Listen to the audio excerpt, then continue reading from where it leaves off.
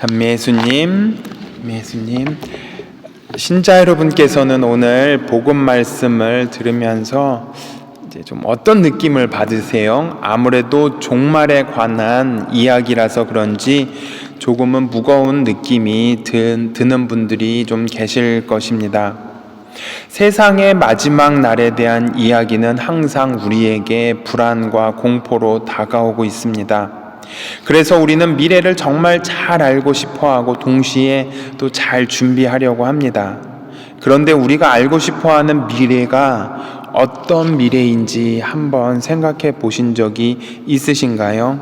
왜냐하면 예수님께서 말씀하신 그 미래와 우리가 인간이 기대하는 미래는 좀 너무나 다른 차이점이 있기 때문입니다.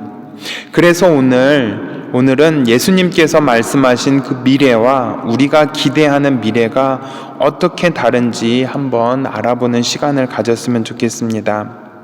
오늘 복음을 통해서 예수님께서 말씀하신 그 미래는 환난의 시간이 지난 뒤에 사람의 아들이 큰 권능과 영광을 떨치며 구름을 타고 오는 것을 사람들이 볼 것이라고 하시고 모든 이들을 땅 끝에서 하늘 끝까지 사방에서 모을 것이라고 말씀하셨습니다. 그리고 그날과 그 시간은 아무도 모르며 오직 아버지만이 아신다고 말씀하셨습니다. 예수님의 이 복음 말씀을 이렇게 따른다면 우리는 미래를 알고 있는 거예요? 모르는 거예요? 알고 있는 것입니다. 그래서 가톨릭 교회에는 모든 이들은 예외 없이 죽음과 심판을 맞이할 것이고 믿는 이들은 나중에 구원을 받고 부활할 것이라는 믿음을 확실하게 가지고 있습니다. 반면에 우리가 인간이 기대하고 있는 미래는 전혀 모른다는 것을 전제로 하고 있다고 합니다. 한치 앞도 내다볼 수 없는 것이 미래라고 이야기를 합니다. 분명히 예수님께서 부활을 말씀하셨지만 우리는 미래에 대해서 항상 불안해하고 또 초조해하고 있었습니다. 왜 이런 차이가 있을까 생각하면서 우리의 미래는 하느님께서 정해주신 그 미래에 대한 관심보다는 내 의지, 내 욕심에 더 많은 관심이 있었다는 사실을 깨달아야 할 것입니다. 그것은 바로 미래에 대한 주도권을 누가 가지고 있느냐에 달려 있는 것이었습니다. 좀 더 깊이 묵상해 본다면 미래라는 것을 내가 할 수 있는 것이 전혀 없다는 것을 받아들일 수 있는 용기가 있느냐 없느냐에 달려 있는 것이었습니다. 오늘 복음에서 나오는 미래에 대한 이야기에서 우리가 할 수 있는 것은 전혀 없습니다. 단 한 가지도 없습니다. 단지 사람의 아들이 문 가까이 온 줄 알아라 라고 말씀하신 것처럼 깨어 있어야 할 뿐인 것입니다. 우리가 무언가를 계획하고 바꾸고 수정하는 것이 아니었습니다. 단지 받아들이고 기다리는 것 뿐입니다. 이것이 우리가 지녀야 하는 미래에 대한 입장인 것입니다.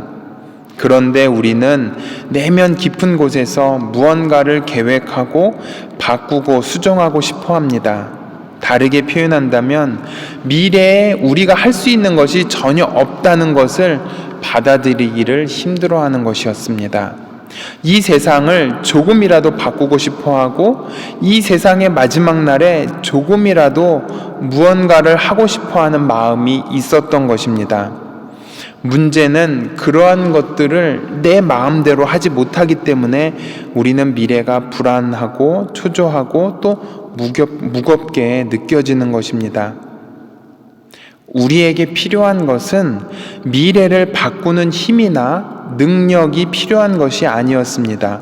오직 한 가지, 하느님께서 정해주신 그 미래를 우리가 정말로 온 마음으로 받아들일 수 있는 용기가 필요했던 것이었습니다.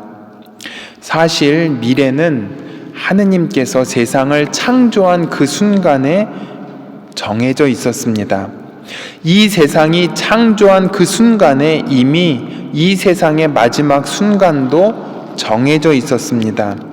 그런데 우리는 그것을 받아들이지 못하고 세상의 마지막 순간은 무언가 변화할 수 있다는 막연한 상상을 하고 있었던 것입니다.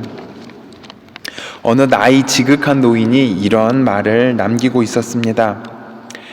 젊었을 때는 세상을 바꾸려고 노력을 했었지. 그런데 나이가 들면서 세상을 바꾸기보다는 나와 가까이 지내는 사람들, 특히 가족들만이라도 바꾸려고 노력을 했었지. 그런데 이제 나이가 점점 더 들면서 이 모든 것들이 다 필요 없다는 것을 깨닫게 되었지. 오직 내 자신을 바꾸는 것이 제일 중요하다는 것을 늦게나마 깨닫게 되었지라고 고백하는 사람이 있었습니다. 우리의 미래는 세상을 바꾸는 것 혹은 내 주위에 있는 사람들을 바꾸는 것이 아니었습니다. 오직 하나, 내 자신만을 바꾸는 것이었습니다. 그리고 내 자신을 바꾸는 것은 바로 내가 할 수 있는 것이 아무것도 없다는 것을 깨닫는 것이었습니다. 그러고 나서 하느님께서 정해주신 그 미래를 온전히 받아들일 수 있는 용기를 지니는 것이었습니다. 원래 우리네 삶의 주인은 내가 아니었습니다. 내 삶의 주인은 하느님이었고 그 주인에게 우리는 다시 돌려드리는 것이 우리가 해야 할 일이었습니다. 마치 내가 주인이라고 하면서 주인에게 돌려주지 않고 내 마음대로 내 인생을 산다고 해도 결국에 우리는 죽음 앞에서 우리의 삶을 다시금 돌려드려야만 하는 존재인 것입니다. 우리의 미래가 불안하고 무거운 느낌이 드는 것은 바로 내가 미래를 바꾸고 싶어하는 욕심 때문이라는 것을 우리는 좀 깨달아야 하겠습니다.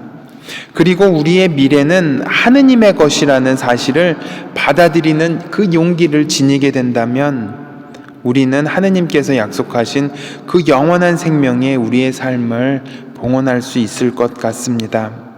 그래서 저는 오늘 신자 여러분께 다시 한번 항상 성모님의 그 기도를 잊지 마십시오라고 말씀드리고 싶습니다. 성모님은 이렇게 기도했습니다. 이 몸은 주님의 종입니다. 그대로 제게 이루어지소서라고 말입니다. 분명히 성모님은 이 몸이 당신께 아니라 하느님의 종이라고 이렇게 고백을 하고 그대로 이루어지게 하소서, 즉 내 뜻대로 이루어지는 것이 아니라 당신의 뜻대로 이루어지게 해달라고 기도하셨습니다. 이 성모님의 말씀 한마디로 온 세상이 구원을 얻게 되는 그 시작점이 되었습니다. 이처럼 내 삶의 주인이 누구인지를 깨닫게 될 때 우리는 미래를 종말의 어두움으로 바라보는 것이 아니라 새로운 영원한 생명의 시작이라는 희망으로 바라볼 수 있는 것입니다. 다시 한번 말씀드리지만 미래는 이미 하느님께서 정해놓고 계셨습니다. 우리가 미래를 바꾸는 것이 아니라 우리가 정해진 미래를 진심으로 받아들일 수 있는 용기를 우리는 하느님께 청해야 하는 것입니다. 바로 그 용기를 청할 때 우리가 바라보는 미래는 이제 우리의 힘으로 바꾸는 것이 아니라 하느님의 뜻으로 그 미래는 바뀌게 되는 것입니다. 그 미래는 불안한 미래가 아니라 정말로 약속된 미래이고 그리고 정말로 정해진 그 미래에 우리 삶을 봉헌하는 것입니다. 다시 한번 미래에 대해서 생각하면서 정말로 내가 원하고 내 욕심을 통해서 원하고 바꾸고자 했었는지 아니면 하느님의 뜻대로 그 미래가 이렇게 움직이기를 바라고 있었는지 다시 한번 묵상하는 시간을 가졌으면 좋겠습니다. 잠시 묵상하겠습니다.